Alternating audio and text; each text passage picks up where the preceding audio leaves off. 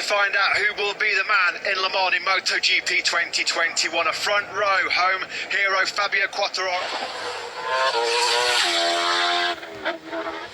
Valentino Rossi, they go from the third row. That's Oliveira, Savadori and Marini on row 4. An all-Spanish fifth row with Aleix Espargaro. Eyes on the lights in a minute. It might be eyes on the skies in a lap or two. It has just got really dark. The usual pre-race ritual there. In Le Mans, lights out, away we go. A decent start off the line initially from Quartararo. Jack Miller, though, has got his Ducati power going. Start by Taka Nakagami as well. He's fourth on the Idemitsu LTR Honda. He's going to hold that fourth place just. He wiped the noses of Marquez. Drops back from pole to third as they go through La Chapelle for the first time. It was initially a great start from Alex Rins as well, but he's just been Japanese rider Taka Nakagami. Yeah, just left Nakagami. A couple of metres of room on the inside. Nakagami snaps straight back through. But Honda's engaged in an early battle here. Down the back straight we go and into turn 9. Miller holds the advantage. There is Quartararo from pole to third. Espargaro. Huge moment for Paul Espargaro coming out of turn number 10. Bucking Bronco on that Repsol Honda. Down. He was trying to use his famous dirt track riding skills from the Rossi Ranch. Morbidelli looked like he nearly hit. For Morbidelli, dramatic first lap here in France. Miller leads from Maverick Vinales. Quartararo, the poleman, third into turn 3. And look at Alex Rins. What a start from the Suzuki rider. He's coming through on them as well. It's got very, very dark. Going down the hill into La Chapelle. Wide open. Vinales came on through. Nakagami, Marquez out wide now. He started 15th. Back of the fifth row. He's inside the top 4. Really feels like we're going to get rain here. Very, very good start. He's up to 7th ahead of Oliveira and Mir. Vinales it is though. The leads here, result of whatever happened between Paul Espargaro and Morbidelli, etc., has dropped all the way back to 13th, so he was hurt really. He's back down in 10th place, nothing going for him. The virtual fan wall, fans gathered all around the world, the four corners of the green, flat from him. He's starting to reel back in Vinales and Miller ahead of him. Around turn 3 we go, the treacherous turn 3. Ahead of Oliveira. Simon Crowfoot just reporting he can smell the rain, and you know exactly what he's talking about. It's coming. There was just trying to find the inside line. Back of your picture on Taka Nakagami. Can you believe it? Lucio checking on a pre-rate, 25 laps to go, and we may well be well on course here for a very rare flag-to-flag scenario in MotoGP. And this cream really rise to the top in terms of bravery. Jack Miller then trying to close up on Maverick Vinales, who's wide on X in the background there. Rins look down their visor on the screens. Disconcerting to see that on your visor. Very, very difficult. You've got to now jump. And one, big and brave from the Ducati rider. He leads. The spots of rain are getting bigger. Quartararo comes into the mix. He's way too. Big flag means you can come in now to change machines if you so wish, as Quartararo leads. What a move by Fabio. Wash out that front tyre there, going into turn 3 with these chilly conditions. Rain spots falling. That was bold and brave. Sure, this is precise. He's gone in and he's done that perfectly. Bouncing back and giving him a nudge. Quartararo says flag to flag form, as Matt said at the start. Well, Jack Miller's wearing some black and blue paint from the factory Yamaha. He might have a black and blue right. I see there on the camera the rain starting to fall. There is Alex Rins. Oh, who's gone down there? Oh, is that Franco Morbidelli? Where's he gone? Whether he's just been rattled by those rain spots or whether he made a mistake in turn 4. Coming right into contention. It's the master of the audacious move on Miller on the last lap here at turn 3. He's made it through a game. Brilliant by the Frenchman. And we may well see a few gamble and come into pit lane here, Matt. We may well see it. This is a nightmare, Steve. This is going to be carnage. This is like dancing on ice. Yeah, it is. Look at slick tyres. Rins has a moment. Mark you, ladies and gentlemen at home, how scary and how dangerous this is for the riders out there on slick tyres. What will Fabio always the master tactician? Such greater strategy in these situations. Quartararo got in hot there, didn't he? Into Shimano. Surely you've got to. It's chucking it down. Miller's gone wide. Jack Miller's gone off at the Blur S's. Can he keep it upright? Franco Quartararo. He's done it, he's done it. He left it late. Marquez in behind him. Rins also. Will anybody take the dogs? Quartararo, elbow to elbow with Marc Marquez. Those two have got history. Rins follows in behind. Is going to lead. Well, he had the big advantage. Where the position of the Repsol Honda garage was, he made the bike swap quicker. We've not seen this in 4 years, and there are a number of Mir's gone down as well. Disaster for the world champion. Miller, is it surely? Steve, how costly is that for Mir? He's just about to come into the pits. I know. On his way in for a bike swap, and he's crashed. This is turned. There's Marquez. Where has Miller gone? Rins is down immediately. First corner. First time he's flicks here ahead of Fabio Quartararo. And this is where Marc Marquez of old just come get out there, adjust the conditions, work out the grip levels, and he was so good. He's really hot into turn 8 there. He's leading from Fabio Quartararo. Right back in the distance there, you can see Jack Miller in third. Steve, just look at the We could have gusts of 50 kilometres an hour. Oh dear. Speeding in pit lane. Jack Miller, they've got a button which engages the pit lane speed limiter. So in their haste to get out onto the circuit, he was on his way back into the pits for his wet bike and he crashed. Across the line we go. It's 1.1 second lead over Fabio Quartararo. Here's Joan Mir into the pit lane. Through turn 4, the Frenchman into a mistake in what is his first ever flag-to-flag race. Impressive, this bike. He is 1.5 seconds clear of the Frenchman.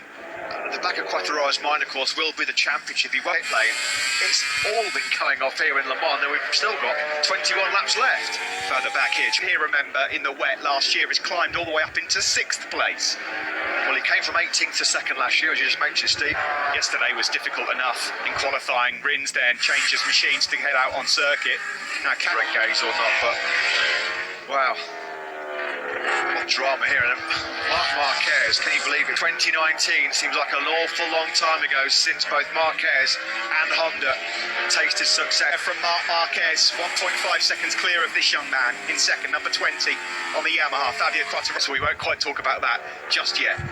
Jack Miller there, just in the background, of course, a double.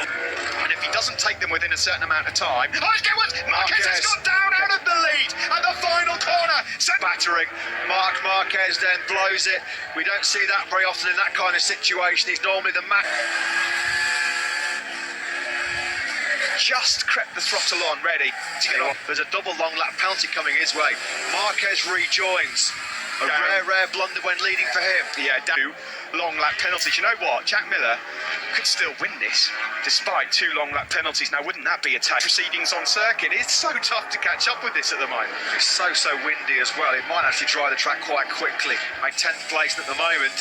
No chance of a podium and no chance of protecting that slim 2-point world champion. Despite Miller having already taken a penalty, that just tells you that Miller has the speed in these conditions over Fabio Quartararo. Then Marc Marquez rejoined in 18th.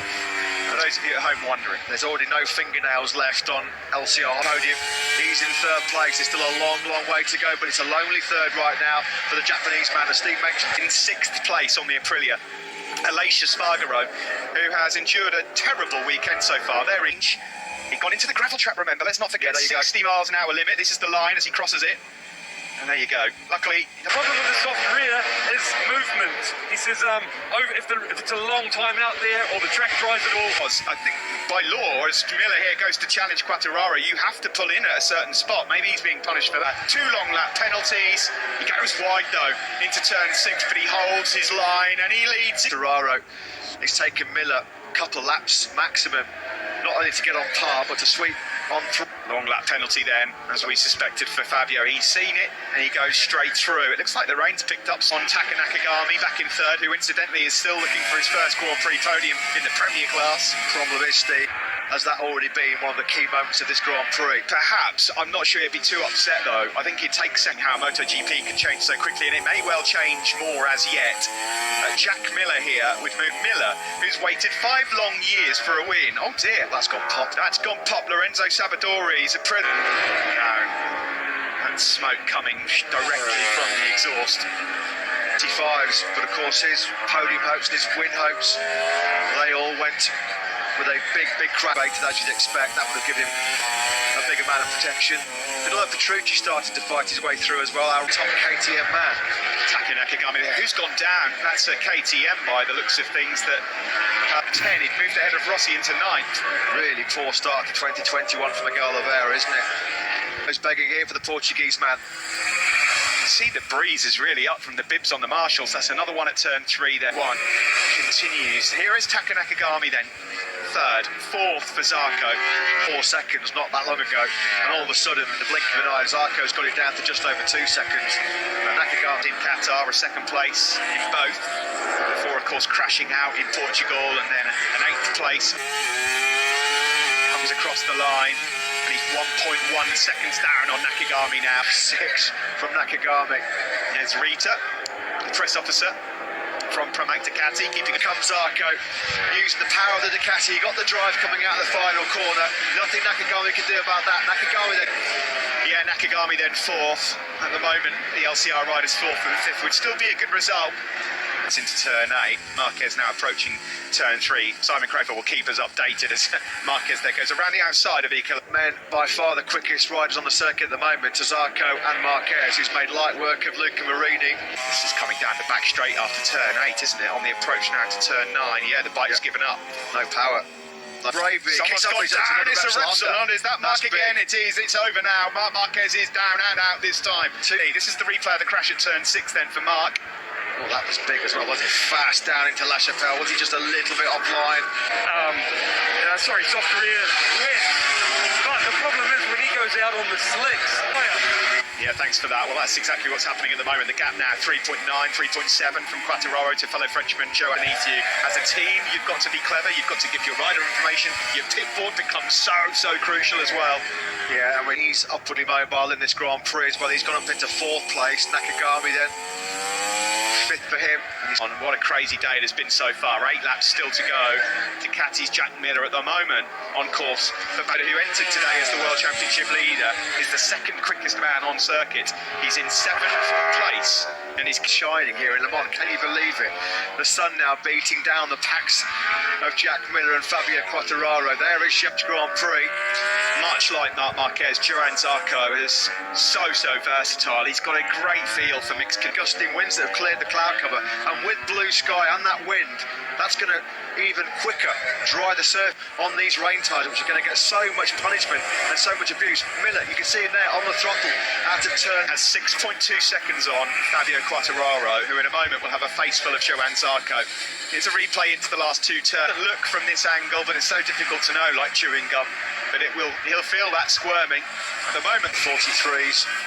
Fabio Quartararo may be losing some vital World Championship points here. Maybe at one stage early on, when the track was at its wettest, was struggling early doors, probably to get temperature in those medium rain times. This is just a matter of time, isn't it, for Johan Zarco before he pulls the pin here on Fabio Quartararo. It may even be as acceleration. He's talked all weekend. There's no drive grip. Perfect illustration there. He just couldn't get the power to the ground like Zarco. Crucial World Championship points lost for Fabio Quartararo. As it stands, he'd have a 4-point lead over Bagnaia. However, his head in his hands because he knows that was a missed opportunity of glory on his return. Many trophies have got away from him in the past when he's been in the lead in those kind of conditions. Marc Marquez cost him 10 months ago now in July. That would have been all behind him. A podium would have felt fantastic. A win would have been a dream scenario. Those overheating rain tyres. He's just going to lock down and try and get into the podium places. Alex Marquez is way. No, will Jack Miller. The gap is going to come down. This will be a fascinating final 5 laps coming up here because you cannot look out. You've got company and it's catching you. There's 5 laps to go for him to defend a 6.3. Was Johan Zarco. This is a really good battle raging for 4th place. It's advantage Alex Marquez right now. Bagnaia, what another brilliant rescue job this has been by Pecco Bagnaia. Started 16th, he came from 11th to the podium, didn't he? From that are rides and performances that win you world titles. Yeah, completely agree with that, man. A brilliant ride, especially in a race like this. The live heart rate at the moment for Quartararo 141. I was much higher than that here in the commentary box. That's lovely. 16 points between 4 riders heading into Mugello in 2 weeks' time. But it's now 5.9 seconds to defend. Wasn't there some crazy stat after Jack Miller won in Spain a couple of weeks ago? Well over Ducati. It was just their 7th 1-2 last time out in Jerez. They could be making it back-to-back 1-2s here. For Johan Zarco, the 2 men on course for that top 2. It's going to be pretty easy here for Pecco Bagnaia to 4th place. Another position made. Further back, Alex Marquez is 5th. It's Petrucci. Luca Marini at the moment leads that one. Binder's had a terrible weekend. He's 13th, and then it's Bastianini Rabat now. But not hugely, not enough for Zarco's sake. Anyway, 5.6 the difference. Being the former World Championship leader, but he's not going to be losing perhaps the big haul of points he feared against this man at the moment. As Moment said twice in 2 very short. The Aussie to tackle around Le Mans, and he will be victorious again. A double win. Right back into the championship hunt as well, doesn't it? With a back-to-back 50-point haul. Dream days at the back-to-back first and second places. Doesn't really get much better than that for Gigi Dall'Igna and Claudio Domenicali, who we know is... Here is Jack Miller then, who started the season off as one of the championship favourites and lost a lot of ground in the World Championship, but he's let the racing do the talking. As his toughest critic, nobody's harder on himself than Jack Miller. He knew the start of the championship wasn't good enough. He's already his victory here in France. He won in Moto3 here 7 years ago, and he's just got 2 corner Ducati colours, and he's done it again. Q Pandemonium, Jack Miller, a brilliant ride in the fast flag as Quartararo comes across the line to take the checkered flag, the championship lead and third, and he result for Fabio Quartararo, massive result for Jack Miller as well. He's absolutely thrilled. The thing where he was on the grid.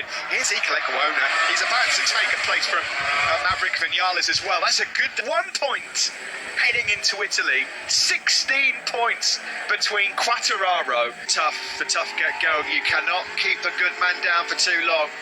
Jack Miller was like a prize fighter on the canvas. 1-2's for Ducati in 2021. Simon, down to you. Yes, Davide, please tell us what you think of... Rain, but that's race, and Jack makes the difference. Thank you. Congratulations of Taka Nakagami, the Japanese rider who was inside the top 3 very early on. Looks like he's soft-reared. Francesco Bidotti. Francesco, I told you he was going to do well in his home race. Yeah, but this guy, he did well. He lost too much time in the first 2 laps. He was a 5, so means that with a better start he could fight until the end. But you never know, Jack Would lead into Mugello. Down to you, Simon.